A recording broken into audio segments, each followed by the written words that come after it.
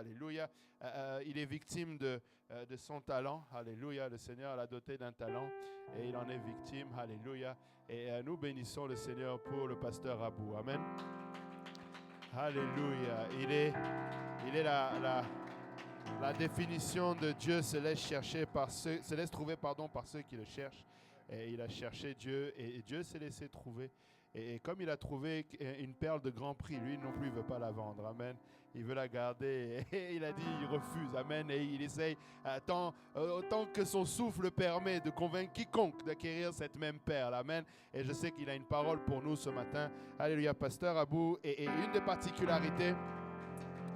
Alléluia. Une des particularités et je ne crois pas que Dieu fait les choses au hasard. Amen. Il n'y a pas de coïncidence avec Dieu. Hier, je vous disais que j'ai quitté la région de Genève et d'Annemasse en 2009, du moins la France. Et le pasteur Haussmann est arrivé en 2010. Et le pasteur Abou était à Genève à cette période-là aussi. Amen. Donc, on a au moins ça en commun. Amen. On a ce background. Amen, Genevois. Et pasteur Abou, alléluia, viens. Alléluia, nous apporter la parole. Alléluia, que le Seigneur, alléluia, te bénisse et te oigne.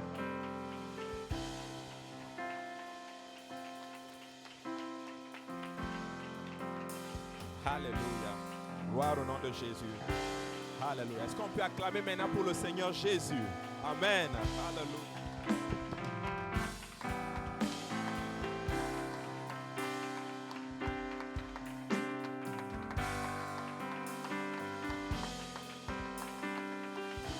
Alléluia. Gloire au nom de Jésus. Amen. Alléluia. Notre Seigneur est digne de gloire et d'honneur. Amen. Alléluia. C'est vraiment, je n'avais pas planifié d'être ici. En tout cas, pas devant, pas derrière la chair. Là. Et je ne prends pas ces choses-là pour acquis juste avant qu'ils ne partent. Nous voulons donner honneur à qui honneur est dû. Nous voulons donner honneur à pasteur Jean-Yves. Amen. Alléluia.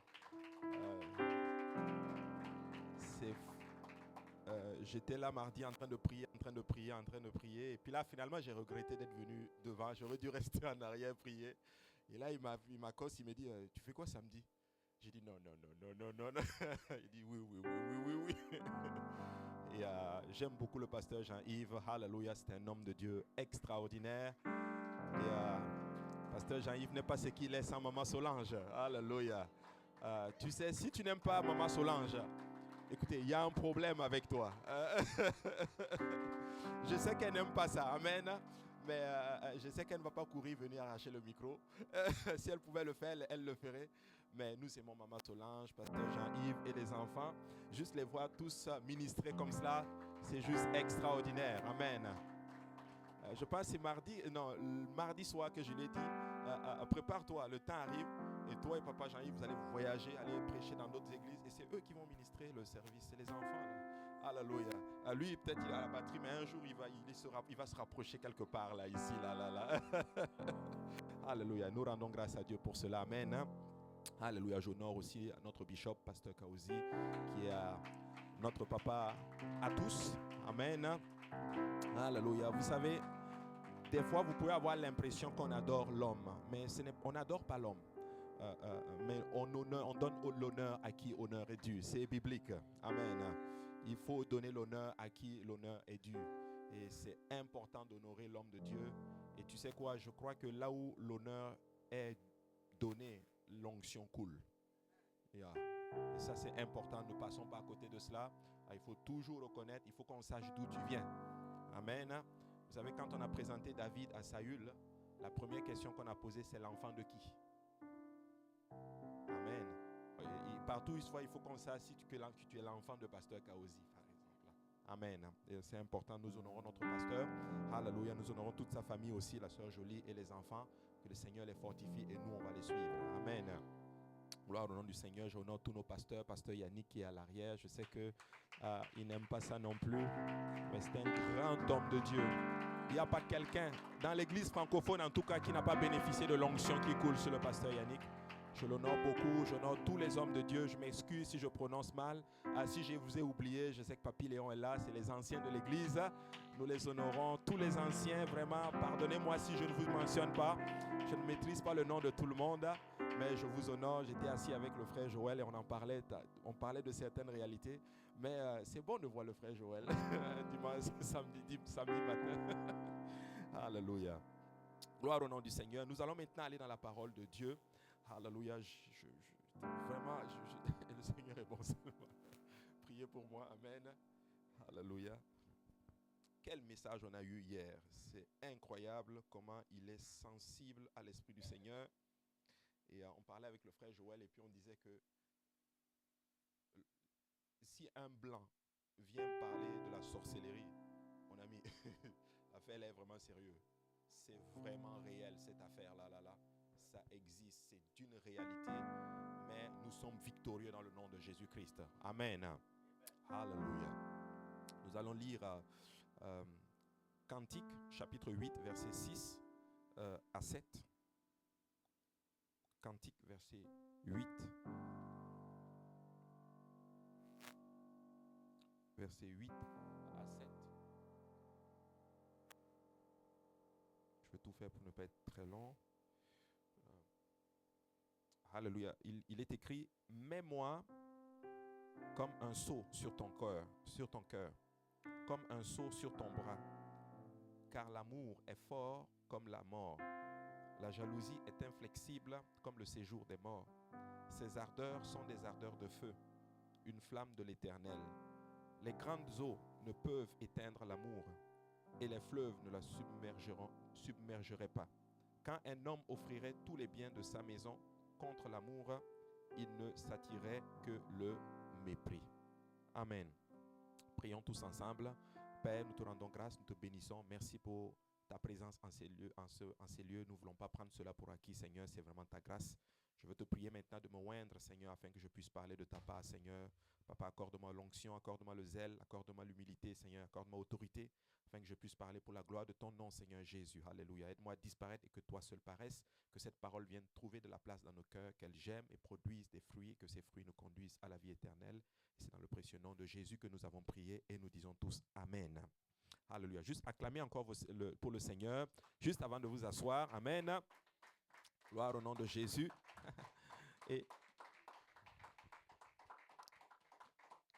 Et vous pouvez vous asseoir. Amen.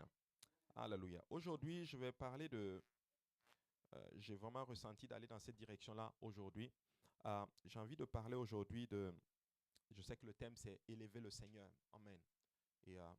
Mais je vais parler de l'esprit aujourd'hui. Nous ne devons pas éteindre l'esprit de Dieu. Alléluia. Le passage qu'on a lu, c'est dans les Cantiques. Nous savons tous que le livre des Cantiques, c'est en fait une allégorie de l'amour que le Seigneur entretient avec son Église. D'ailleurs, ils disent que c'est comme un idiome. Ils disent Cantique des Cantiques. C'est une expression que les Juifs allaient utiliser beaucoup. Ils vont dire souvent le roi des rois, ou ils vont dire Seigneur des seigneurs. Donc, Cantique des Cantiques. Donc, ce cantique-là, c'est le Cantique des Cantiques. Tu vas entendre, par exemple, le Saint des Saints. Donc, c'est une expression qu'eux, ils utilisaient beaucoup pour dire que ce cantique-là, Salomon en a écrit beaucoup, mais ce cantique-là, c'est le Cantique des Cantiques. Et il parle de l'amour. Il dit, mets-moi comme un sceau sur ton cœur, comme un sceau sur ton bras, car l'amour est fort comme la mort. La jalousie est inflexible comme le séjour des morts. Ses ardeurs sont des ardeurs de feu, une flamme de l'Éternel. Au verset 7, il dit, les grandes eaux ne peuvent éteindre l'amour et les fleuves ne le submergeraient pas. Quand un homme offrirait tous les biens de sa maison contre l'amour, il ne s'attirait que le mépris. Il parle de la force et de la puissance de l'amour, mais pas de l'amour que nous connaissons aujourd'hui dans le monde, l'amour sentimental. Un amour qui, dans le monde, on décrit l'amour, c'est des feelings. Ah, je ressens quelque chose, ah, je suis amoureux. Alors que non, ce n'est pas ça du tout. Les sentiments viennent, ils partent, mais l'amour dont il parle ici, c'est l'amour du Seigneur. Et vous savez, dans notre monde, l'amour est très fragile. Un amour qui s'abandonne, un amour qui s'estompe, un amour qui divorce, un amour qui se cherche, un amour, mais l'amour véritable d'un adorateur est différent parce qu'il vient, ça vient de Dieu. La Bible dit justement que l'amour de Dieu est répandu dans nos cœurs par le Saint-Esprit. Lorsque tu as l'Esprit de Dieu, que tu as l'amour de Dieu, peu importe ce qui va se passer, tu vas aimer. En tout cas, si c'est Dieu que tu aimes, tu vas l'aimer. Peu importe ce qui va arriver, tu vas continuer bien sûr à le servir. L'amour de Dieu ne se laisse pas étouffer, car ça va constituer en d'autres termes une insulte pour celui qu'il aime en fait. Je vous donne un exemple. Si vous aimez Dieu ou si vous aimez votre épouse, vous aimez votre époux par exemple, peu importe ce qui va arriver, ça ne va pas, ça importe peu. Parce que c'est l'amour de Dieu. Amen. Alléluia. L'amour de Dieu refuse d'être étouffé, d'être découragé ou même distrait dans sa quête pour glorifier bien sûr le Seigneur. Je ne suis pas là pour parler de l'amour entre un homme et une femme, hein, mais je veux parler de l'amour bien sûr que nous entretenons avec le Seigneur. Alléluia. Éteindre, ça veut dire ceci, faire cesser le fonctionnement d'un appareil à gaz, à électrique ou peu importe l'appareil, mais c'est de l'arrêter en fait. Par exemple, j'ai vu la sœur qui jouait au piano, avant de partir, elle a appuyé sur un bouton, boum, donc elle a arrêté cela. Amen.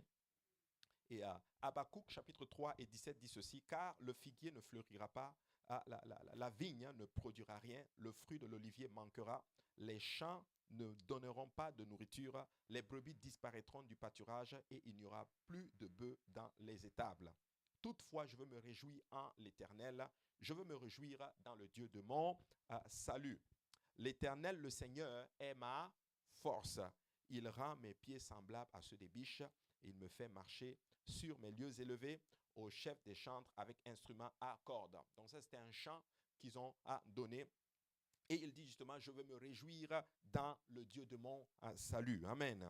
Et nous devons être ce peuple-là qui se réjouit dans le Dieu de son salut. Amen.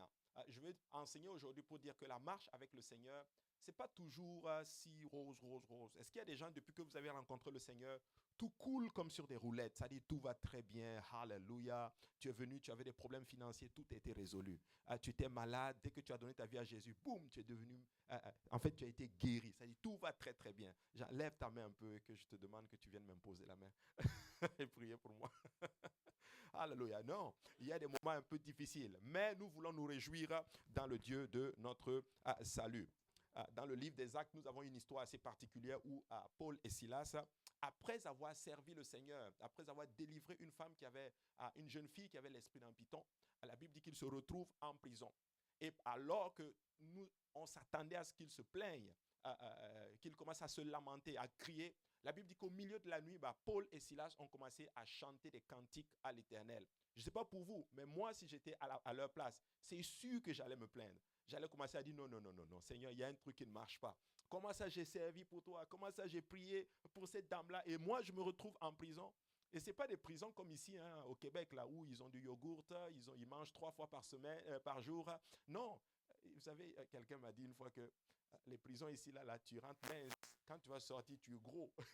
Ce n'est pas comme les prisons en Afrique ou prisons. Mais ça, c'était des vraies prisons. Mais vous savez quoi? Au milieu de la nuit, Paul et Silas étaient en train de chanter des cantiques au Seigneur. Parle des gens qui aiment vraiment le Seigneur. Au Acte 16 et 25 dit ceci, vers le milieu de la nuit, Paul et Silas priaient et chantaient les louanges de Dieu et les prisonniers les entendaient. Tout à coup, il se fit un grand tremblement en sorte que les fondements de la prison furent ébranlés. Au même instant, toutes les portes s'ouvrirent et les liens de tous les prisonniers furent rompus. Wow! Moi, j'aimerais tellement expérimenter cela. Vous savez, lorsque nous louons Dieu, la délivrance arrive. Lorsque nous louons le Seigneur, les chaînes se brisent spécifiquement. Les prisons s'ébranlent. C'est la raison pour laquelle notre louange est attaquée. Tout ce que tu vas traverser, c'est qui tu vas adorer en fait. Et si tu te fixes sur le problème, devine qu'est-ce qui va arriver? Tu ne vas pas voir Dieu. Mais nous devons regarder à Dieu et louer le Seigneur, peu importe les situations qui arrivent. Les prisons se sont ébranlées, les portes se sont ouvertes spécifiquement. Et tous ceux qui étaient dans la prison ont été sauvés à travers le sacrifice de Paul et de Silas. Qui sait si la prison dans laquelle tu es aujourd'hui, ce n'est pas pour le salut de plusieurs. Donc tu dois juste changer ton attitude et commencer à louer et adorer le Seigneur. Nous pouvons toujours trouver une raison de louer le Seigneur. Pourquoi? Parce que la valeur de Dieu ne change pas. Et ce n'est pas parce que je suis en prison ou tu es en prison que ça veut dire que Dieu n'est pas bon. Je sais que c'est compliqué lorsque tu souffres que quelqu'un vienne te dire Dieu est bon. J'imagine quand les gens venaient dire à Job, Job, tu sais, Dieu est bon. Vous savez, c'est violent là. C'est violent. Et tu ne dis pas à un Job que Dieu est bon. Tu dis seulement à ça, je te comprends. Mais Dieu reste bon, anyway. Dieu reste bon. Et ça, c'est la chose difficile. Mais lorsque nous atteignons, nous comprenons ces choses-là, c'est là qu'on commence à atteindre ce qu'on appelle la maturité spirituelle. Je vais vous parler d'une dame aujourd'hui qui s'appelle Fanny Crosby. Elle est née en 1820 et elle est décédée en 1915. Je ne sais pas, est-ce qu'il y a des gens qui la connaissent? Non? Bon, je vais vous en parler aujourd'hui. En fait, son nom, c'est Frances John Van Alstine, connue sous le nom de Fanny Crosby. Elle est née le 24 mars 1920 et elle est morte le 12 février 1915. En fait, c'est une missionnaire américaine. Elle est poète, parolière et compositrice d'hymnes religieux. Elle a été l'une des plus prolifiques hymnistes de l'histoire avec près de 8000 hymnes et chants de gospel à son actif. Bien qu'elle soit aveugle depuis son enfance. Elle a été qualifiée de reine des écrivains de chants de gospel et de mère du chant congressionnaliste. Ça, je l'ai pris sur Wikipédia et tout. Elle était très prolifique et elle utilisait d'ailleurs près de 200 pseudonymes différents pendant sa carrière parce que certains éditeurs ne voulaient pas trop d'hymnes de la même personne dans leur livret. Donc, c'était vraiment une dame assez extraordinaire. Mais regardez, voici maintenant son histoire. À l'âge de 6 semaines, Fanny Crosby attrape froid et développe une inflammation au niveau de ses yeux. Des cataplasmes à la moutarde sont appliqués pour traiter le mal. Selon elle, ce traitement a endommagé ses nerfs optiques et cela l'a rendue aveugle.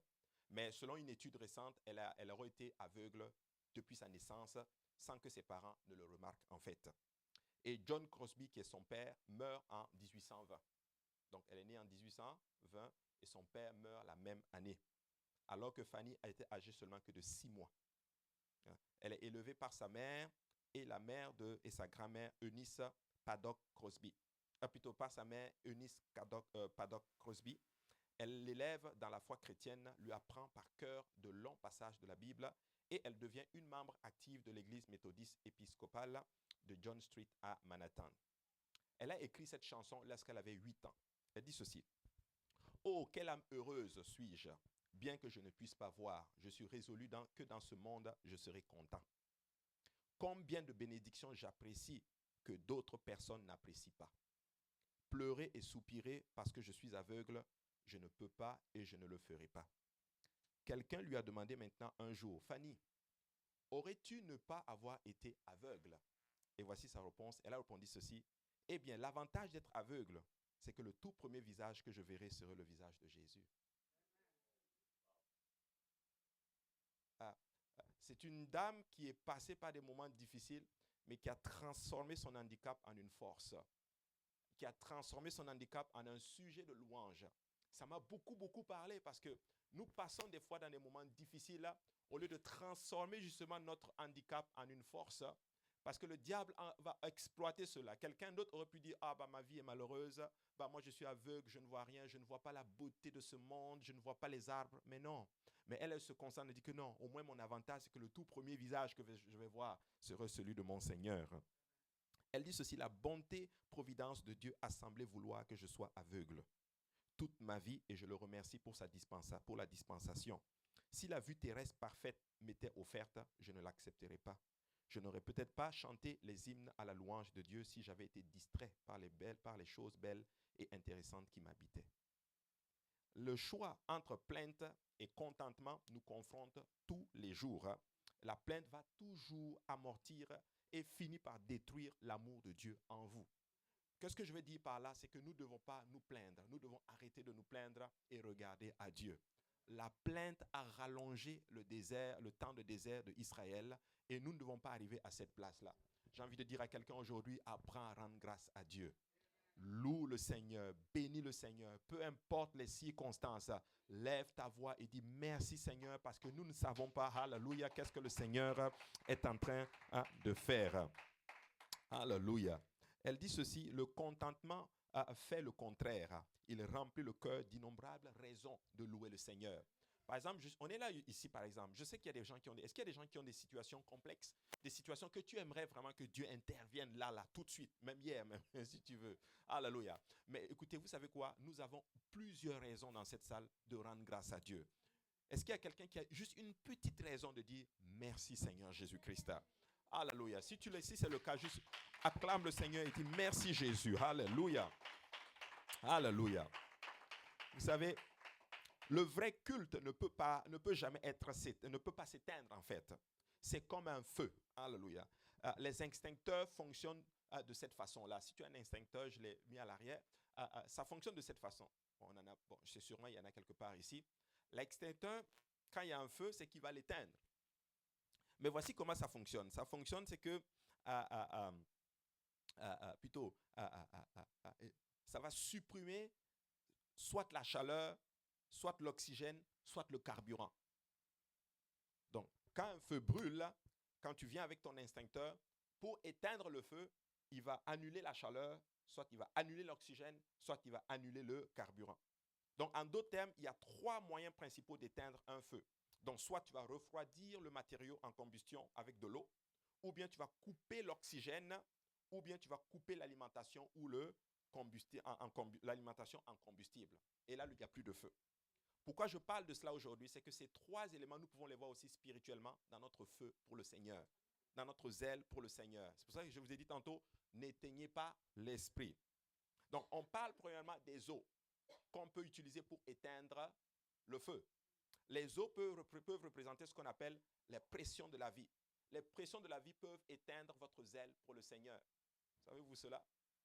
Oh oui. Est-ce qu'il y a des gens ici des fois qui ont de la pression? Le travail, les activités, la famille, les finances, toutes ces choses-là. Il y a tellement de choses qui peuvent venir et ça peut en d'autres termes te submerger et éteindre le feu. Plein de personnes que moi j'ai rencontrées par exemple en Afrique qui servaient Dieu en Afrique mais vraiment à fond. Dès qu'ils sont arrivés au Canada, c'est fini, ils ne servent plus vraiment le Seigneur comme avant. Pourquoi? Le poids du travail, les activités, les finances, on appelle de gauche à droite, il faut que tu envoies de l'argent, et ainsi de suite. Les pressions de la vie. Pour d'autres personnes, c'est peut-être par exemple la situation, oh, il faut que je me marie, il faut que j'ai des enfants, et c'est rentré. Il y a tellement de situations qui peuvent éteindre notre zèle pour le Seigneur. Mais la Bible dit ceci dans Ésaïe chapitre 59 et 19. On craindra le nom de l'Éternel depuis l'Occident et sa gloire depuis le soleil levant. Quand l'ennemi viendra comme un fleuve, l'esprit de l'Éternel le mettra en fuite. Littéralement, c'est comme lorsque les pressions viendront. C'est le feu du Saint-Esprit qui va, en d'autres termes, enlever la pression. Voilà pourquoi je suis en train de vous dire que nous ne devons pas éteindre notre feu. Ne laissons pas la pression, ne laissons pas les difficultés et toutes ces choses-là, la recherche de ce monde, éteindre le feu que nous avons. Parce que le but de l'ennemi, c'est quoi? S'il réussit à te couper du Seigneur, c'est fini. Moi, je me suis assis à un moment donné et puis je regardais la vie de certaines personnes. Il y a des gens qui sont foncièrement dans le péché, mais ils ne vivent pas les mêmes problèmes que toi et moi. Vous savez pourquoi? Parce qu'ils sont déjà perdus. Et le diable ne va pas perdre son temps à aller les attaquer. Il va attaquer toi, il va attaquer moi. Et s'il réussit à te couper de la présence de Dieu, c'est fini. Il t'a eu. Parce que le problème, ce n'est pas toi. Le problème, c'est tout simplement, en fait, c'est Dieu qu'il veut attaquer. Je parle souvent de Job. En fait, Job, là, c'était pas vraiment... Oui, il était riche, il était tout. Mais tout ce que le diable cherchait dans la vie de Job, c'est briser la relation qu'il avait entre lui et le Seigneur. Il vient, il casse tout. Job continue. L'Éternel a donné, il a repris, que le nom du Seigneur soit béni. Il monte, il va voir le Seigneur. Le Seigneur dit, tu as vu? Et peau pour peau. Touche sa santé, je te garantis, il va te maudire en face. Il n'y a pas de problème. Ok, touche sa vie, touche sa santé, mais ne touche pas à sa vie. Et le diable reçoit un mandat pour venir détruire. Écoutez-moi bien. S'il y a une seule chose que le diable sait faire, c'est détruire. Il fait ça très bien. Quand il a un mandat pour détruire, il détruit. Même lui, il travaille bien. Nous aussi travaillons bien. Le diable, quand Dieu lui donne un travail, il fait ça bien. Dieu lui a donné un travail, un mandat. Tu peux aller là. Il a détruit la vie de cet homme-là. Peuple de Dieu, écoutez-moi très très bien. Tout ça, c'était la relation. Nous devons prendre notre relation avec Dieu au sérieux, mes amis. Alléluia. Que le feu qui y a entre toi et le Seigneur ne s'estompe pas. C'est de l'amour. Alléluia. Et peu importe les persécutions, les difficultés. Alléluia. Jésus vaut bien mieux que tout ceci. Amen. Alléluia. Donc les feux, alléluia, les eaux peuvent nous submerger et nous devons faire très très attention. On a parlé aussi de l'oxygène.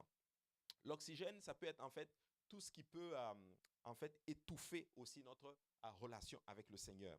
Et ça, je vais exprimer quelque chose et je sais qu'on va tous se retrouver là-dedans. Vraiment, je parle vraiment parce que je suis à la maison. Okay? Je parle vraiment à cœur ouvert avec vous. Éphésiens chapitre 4 et 30 dit ceci. N'attristez pas le Saint-Esprit de Dieu par lequel vous avez été scellés pour le jour de la rédemption. Et regardez maintenant le verset 31. Si tu peux l'afficher, s'il vous plaît. Il dit que toute amertume, toute animosité, toute colère, toute clameur, toute calomnie et toute espèce de méchanceté disparaissent du milieu de vous. Ça, c'est l'oxygène qui peut étouffer le Saint-Esprit. Amen. Ça peut étouffer notre Saint-Esprit. Ça peut littéralement détruire cela. Pourquoi je parle? Oui. Ah oui, pardon, excuse-moi. Éphésiens 4 et 30. Pourquoi je parle de cela? Parce que l'amertume est un poison. L'amertume, là, tu n'as pas besoin. C'est au milieu de nous, là. Il y a des choses, des fois, qui se passent entre nous. Et l'amertume peut se créer. Ton frère peut avoir de l'amertume contre tel frère. Telle sœur peut avoir de l'amertume contre tel frère. Tu m'as fait ceci, ou tu m'as regardé ceci. Tu as dit quelque chose, ou tu as fait quelque chose, ou j'ai entendu quelque chose. Et dans la maison de Dieu, il y a beaucoup d'amertume. Des gens qui ont quelque chose sur le cœur. Mais comme on est dans la maison de Dieu et que c'est important de bien paraître, tu vas cacher cela et tu vas garder cela au milieu de toi. Dieu m'a appris quelque chose, mes amis. Ne souffre pas seul en secret. Il faut en parler. Il faut dire, il y a ça qui s'est passé et ça me ronge et ça me détruit et j'ai de l'amertume et j'ai de la colère même envers telle personne. Il faut en parler.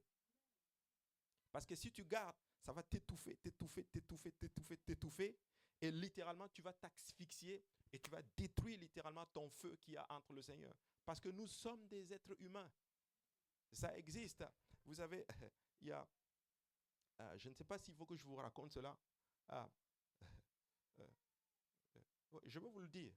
Je veux vous le dire. C'était dans une église, par exemple. Il paraît que j'entends une personne qui était un guerrier de prière. Mais vraiment un guerrier de prière. Il priait, il priait, il priait, il priait beaucoup. Mais vraiment beaucoup. Et du jour au lendemain, cette personne a quitté l'église. Du jour au lendemain, quitter l'église comme cela. Il va me demander, qu'est-ce qui s'est passé? Tu vas chercher? Quelque chose s'est passé et il a gardé rancune. Il a gardé l'amertume. Le pasteur Kaosi lui-même nous a raconté encore une autre histoire. Une sœur qui venait à l'église, qui persévérait bien à l'église. Du jour au lendemain, elle a quitté l'église. Et le pasteur nous raconte, il nous enseignait cela quand il enseignait sur les dons spirituels. Il nous a expliqué comment la première fois Dieu l'a utilisé dans ce qu'on appelle la parole de connaissance. Il dit qu'il cogitait beaucoup, il demandait, mais qu'est-ce qui s'est passé? Pourquoi cette personne est partie de la maison de Dieu? Et pendant qu'il conduisait, et pouf, l'Esprit du Seigneur lui parle. Le Seigneur lui dit, cette personne est tombée enceinte. Quelqu'un lui a mal parlé dans l'église. Elle a gardé rancune et elle a quitté l'église. Et en cherchant, effectivement, c'est ce qui s'était réellement passé. Mes amis, ces choses-là sont réelles. Tu sais, je peux être en train de parler comme ça avec frère Joël et puis je lance une parole sans me rendre compte, mais j'ai blessé le frère. Et le frère garde ça. Et ça attend juste une bonne occasion pour exploser littéralement. Et Paul explique maintenant aux Éphésiens que toute amertume disparaisse du milieu de nous. Donc, il faut être capable d'en parler. Je ne dis pas qu'il faut aller parler au journal de Montréal et faire des problèmes. Non. Quand il y a des situations comme ça, parle à ton pasteur. Va dire, pasteur, il y a ça que j'ai sur le cœur. Il y a ça qui s'est passé, voici sur le cœur. Aidez-moi à guérir, s'il vous plaît.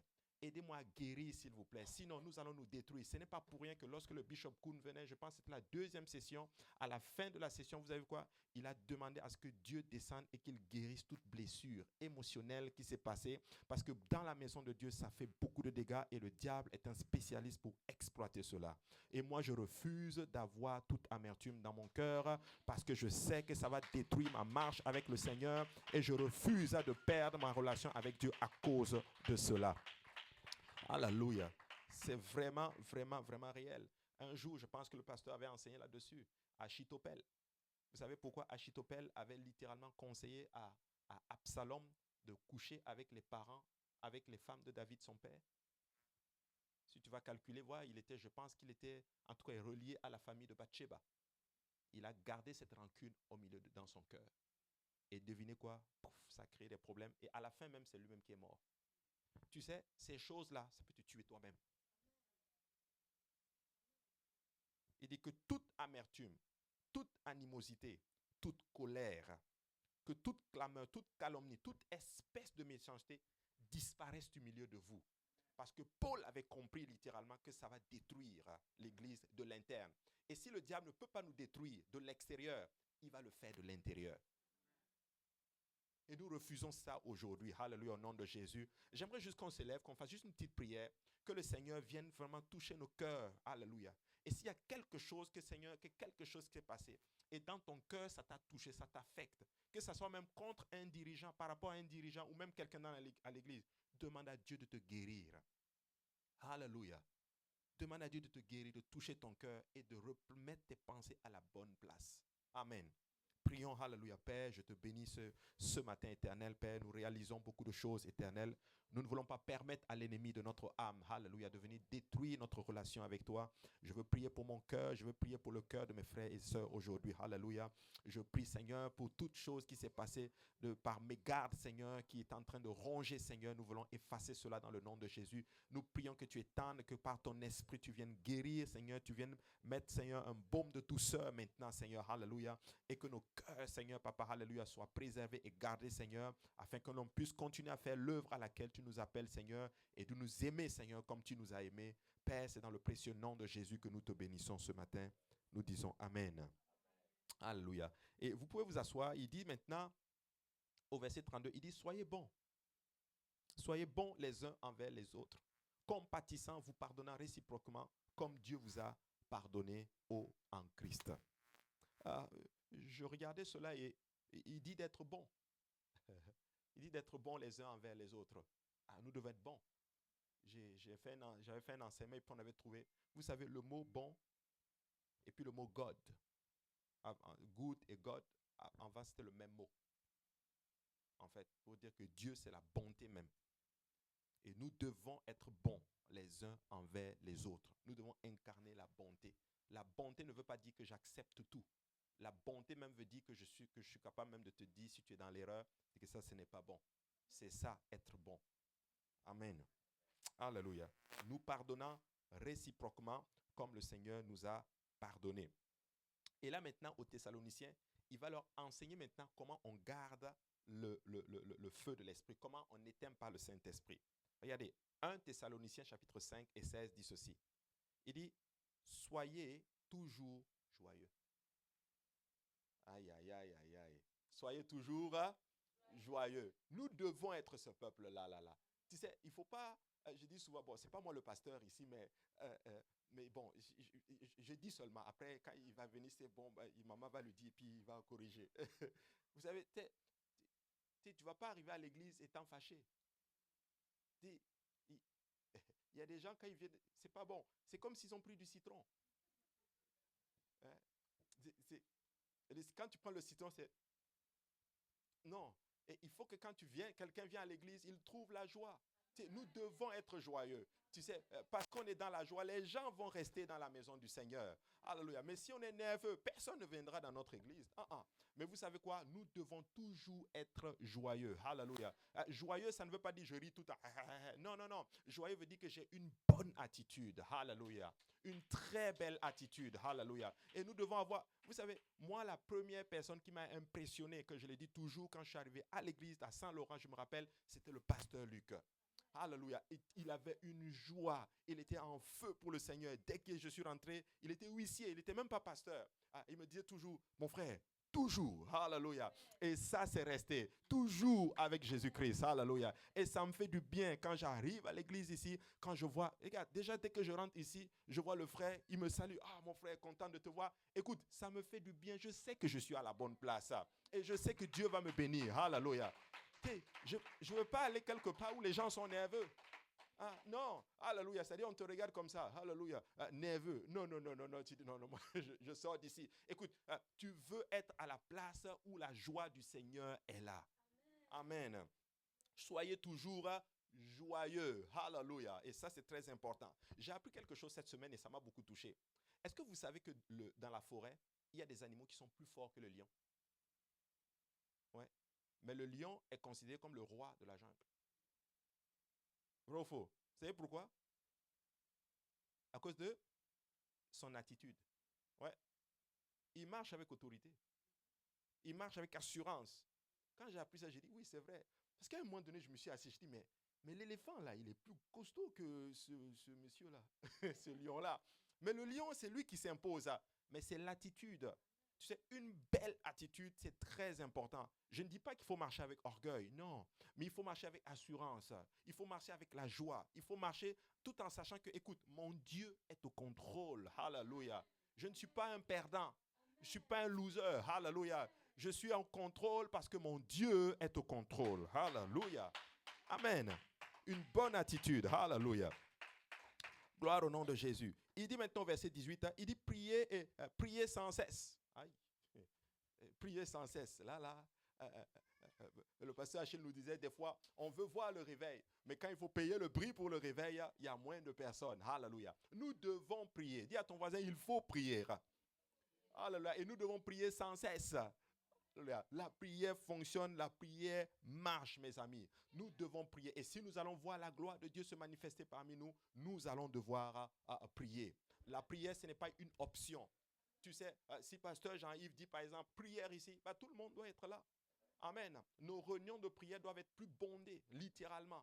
C'est comme ça que le feu commence à continuer, que le feu prend. Le feu prend. Mais si nous prions, nous prions, nous prions, c'est sûr et certain que nous allons voir la gloire de Dieu. Savez-vous que même les satanistes prient?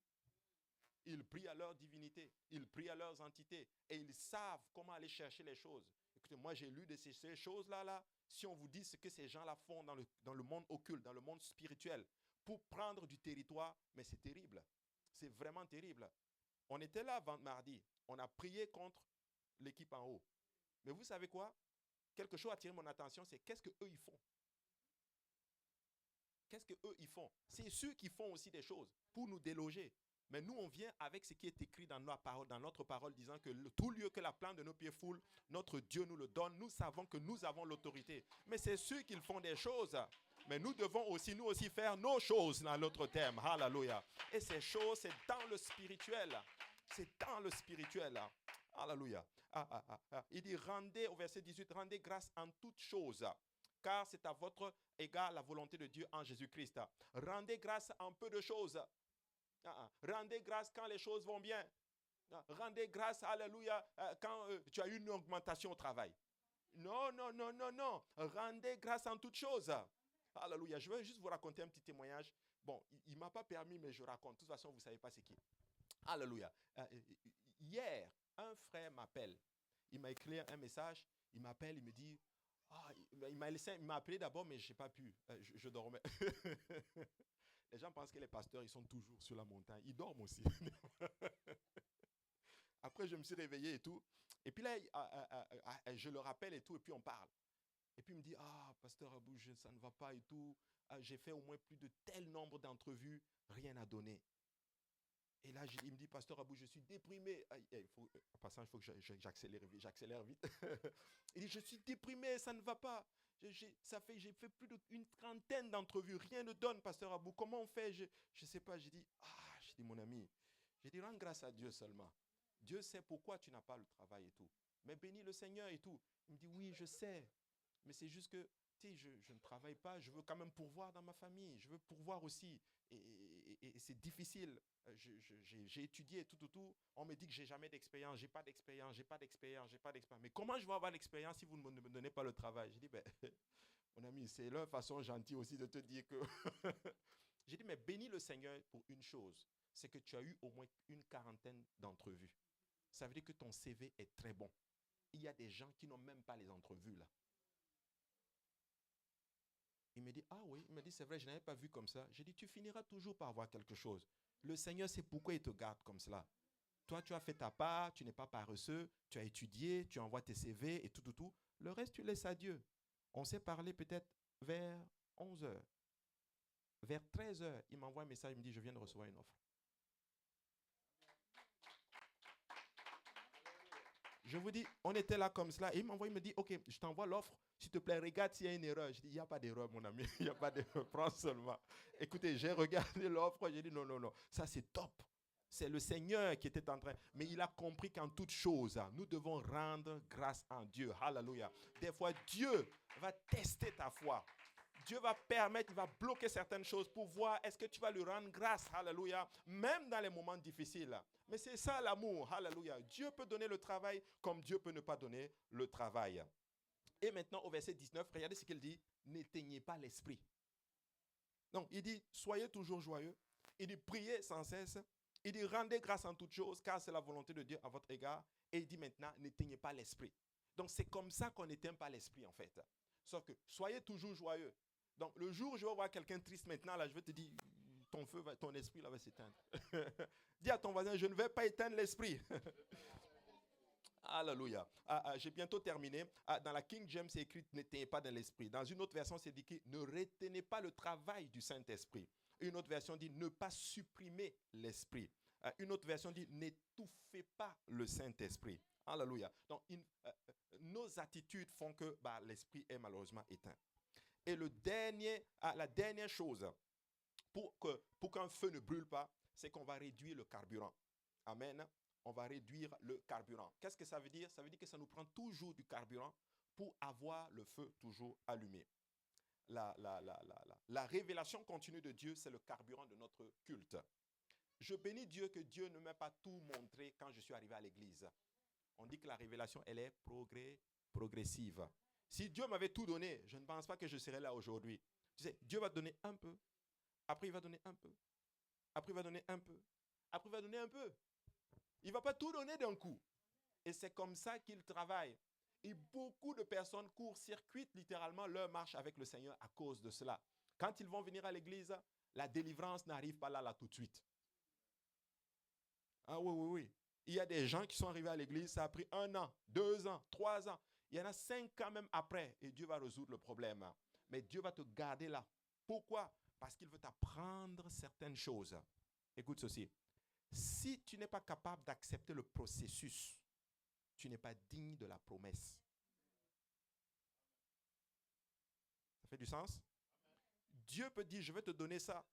Mais pour que la chose arrive, il y a un process, comme on dit en anglais. Un processus par lequel la chose va arriver. Mais si dans le processus, toi, tu court-circuites, ça ne va rien donner. Et je me suis toujours dit, mais Seigneur, Joseph, là, c'était un méchant processus, là. C'était compliqué, là. Tu vas être grand. Mais après ça, prison, plutôt un trou d'abord. Après le trou, il se retrouve en Égypte. Et de l'Égypte, la prison. Et de la prison, paf, il passe sur le trône. Attends un peu. Dieu te dit, toi là, je vais te bénir, je vais te résoudre ton problème là. Mais ton processus par lequel la chose va arriver là, il faut que tu lui fasses confiance là-dedans et tout. Alléluia. Donc la révélation, et Dieu passe par le processus pour se révéler totalement à nous. C'est dans le trou qu'il sait qu'il n'est pas seul. Ça prenait la femme de Potiphar pour qu'il sache vraiment s'il fait confiance en l'Éternel, est-ce qu'il va rester sur la parole de Dieu. Ça prenait en d'autres termes une agression, je dirais. Comment on appelle cela? Je cesse le mot là. Quand quelqu'un se fait... le mot ne vient pas là. C'est un mot là qu'on utilise souvent là. Je l'ai au bout de la langue en plus. Quand un homme cherche une femme... Non, quand un homme poursuit une femme trop, un harcèlement. Ça prenait l'harcèlement pour qu'il sache qu'il faut fuir l'impudicité. Amen. Mais c'est dans ce processus que Dieu l'a élevé en d'autres termes. Donc, des fois, le processus est très, très, très, très important. Donc, avant que la promesse s'accomplisse, ça va passer par un processus et nous devons être volontiers à passer par là et à faire totalement confiance au Seigneur. Et dans le processus, Dieu se révèle. Donc, chaque respiration que nous prenons est un rappel de notre Créateur. Nous avons tendance à faire de la fréquentation de l'Église la totalité de notre relation avec Dieu. Mais vous ne vous imprégnez pas de sa présence de cette façon-là. Nous devons lire sa parole de façon continuelle. C'est très important. Écoutez ceci. Je préfère que Dieu se révèle à moi à travers sa parole. OK? Je ne dis pas que c'est mauvais l'autre façon, que Dieu se révèle d'une autre façon autrement. C'est dangereux. Mais oui. Oui. Tu sais, moi, je préfère que je vois Dieu comme ça à travers la parole parce que je sais que ça, c'est du cash. Mais ceux qui aiment trop les visions, qui veulent voir les visions, les rêves, toutes ces choses-là, je ne dis pas que Dieu ne fait pas des visions. Dieu fait, mais il faut faire très attention. Le diable aussi fait des visions. Alléluia, ça c'est très important. Donc nous avons besoin de la parole de Dieu et nous avons besoin de communiquer aussi avec les enfants de Dieu, de passer du temps dans la présence du Seigneur. Vous savez, l'Église, c'est pas seulement nous venons ensemble, mais nous devons rester en communion ensemble. Il faut qu'on se parle même en dehors, qu'on passe du temps ensemble et tout. C'est très, très, très important. Ce n'est pas normal que tu aies des amis plus dans le monde que dans l'Église. Alléluia. Très important. Alléluia. Et je termine ceci. Les psaumes, c'est des louanges en présence et même en l'absence de Dieu. Le vrai culte va toujours survivre à toutes les situations. 70% des psaumes, ce sont des lamentations. Maintenant, regardez ceci. Je termine avec ça. Savez-vous que les dernières paroles de notre Seigneur Jésus, c'est des psaumes? Vous savez ça? C'est ça. Il y en a qui m'ont dit, mais ouais, vous dites unicitaire et tout, vous dites que Jésus est Dieu, Jésus est Dieu, Jésus est Dieu. Oui, Jésus est Dieu. Et c'est lui le Seigneur, le Dieu créateur. Mais pourquoi à la croix il crie, Père, Père, pourquoi m'as-tu abandonné? Pourquoi il dit, Père, entre tes mains je remets mon esprit? Pourquoi il dit ça si c'est lui le Dieu créateur du ciel et de la terre? Vous savez, il y a deux pensées qui sont toutes deux vraies par rapport à cela. Tout ça pour aller dans le sens, n'éteignez pas l'esprit. La première, c'est que en Jésus, il y avait deux natures. Il était Dieu et puis il était en même temps homme. Donc, c'est l'humanité en lui qui criait à la divinité, en fait. Donc, la divinité qui était en lui n'a pas protégé l'humanité qui était en lui parce que la divinité voulait que l'humanité expie le péché, que le sang coule pour expier le péché. C'est très important de comprendre cela. Et le deuxième courant qu'on voit ici, c'est que Jésus à la croix, en fait, vu que c'est des psaumes et que les psaumes, c'est des chants, Jésus chantait en fait. Pour dire que dans la souffrance, apprends à louer Dieu. C'était ça le point. Et il dit ceci il a dit, je te remets mon esprit. Tu le vois dans le psaume 31 et 6 où il dit, je remets mon esprit entre tes mains, tu me délivreras, Éternel, Dieu de vérité. C'est cette partie des psaumes que notre Seigneur a pris et qu'il a dit à la croix. Même la partie, mon Père, pourquoi m'as-tu abandonné? On le voit dans le psaume 22. Donc, il chantait littéralement à la croix. Je vais encourager quelqu'un et dire ceci à quelqu'un. La meilleure façon de garder ton feu allumé, c'est continuer continuellement à rendre grâce à Dieu. Loue Dieu. Bénissez le Seigneur en toutes circonstances. Le Seigneur tire gloire toujours de chaque situation. Il ne va pas gaspiller vos souffrances. Tu passes par des problèmes financiers, il va s'en servir pour la gloire de son nom. Tu passes par des problèmes de santé, il va s'en servir pour la gloire de son nom. Tu passes par des problèmes familiaux, il va s'en servir pour la gloire de son nom. Mais important, je ne veux pas éteindre l'esprit et je ne veux pas perdre ma relation avec le Seigneur. Quelqu'un a dit, prenez tout, mais laissez-moi Jésus. Amen. Alléluia. Lèvons-nous tous ensemble. On va acclamer encore une fois pour le Seigneur Jésus. Alléluia. Et je vais céder à la chair à Pasteur Jean-Yves. Merci Seigneur. Alléluia. Merci Seigneur. Alléluia. Ne pas éteindre l'esprit. Amen. Alléluia. Et merci, Pasteur Abou, pour cette exhortation. Alléluia. Vous pouvez vous asseoir un instant. Alléluia. Et je sais que le Seigneur a parlé dans la vie de quelqu'un ce matin. Et je veux juste vous encourager à mettre en pratique la parole. Amen. À ne pas être des entendeurs seulement. Et j'étais sorti un moment aller chercher notre enseignant du jour, mais quand je suis arrivé, c'était la partie du témoignage. Et il y a une chose que je me suis toujours dit quand j'entends un témoignage. Je bénis le Seigneur pour le témoignage, ça booste la foi. Mais je veux avoir moi-même un témoignage. Amen. Je veux à mon tour avoir ce témoignage. Amen. Je ne veux pas me contenter, je ne sais pas pour vous, mais oui, c'est bon d'entendre quelqu'un qui a passé à travers de grandes choses, mais je veux les vivre pour moi-même. Amen. Et je sais que quelqu'un aujourd'hui peut, et peut-être tu es dans cette situation-là, mais le Seigneur veut te donner aussi un témoignage. Amen. Le Seigneur ne fait rien au hasard. Amen. Alléluia. Et avant d'appeler le pasteur Osman qui va nous enseigner encore ce matin, alléluia, j'ai oublié de le faire hier, je voulais faire la promotion de ce petit livre, amen, ce livret qui s'appelle Lui préparer une place, amen.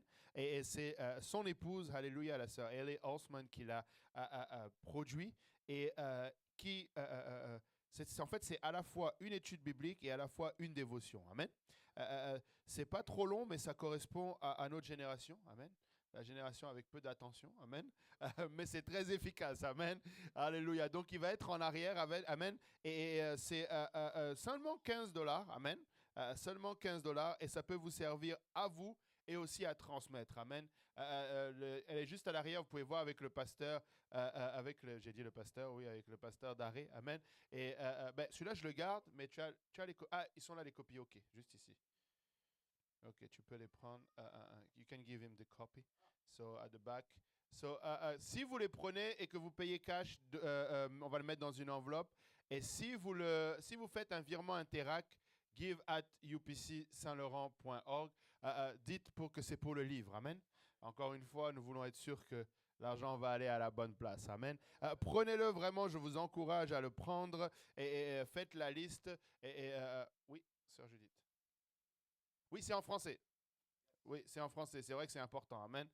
C'est en français. Donc, il n'y aura pas de... Il n'y aura pas de barrière de langue. Amen. Ce n'est ni en anglais ni en allemand. Et c'est justement l'occasion d'honorer le travail qui est fait. Amen.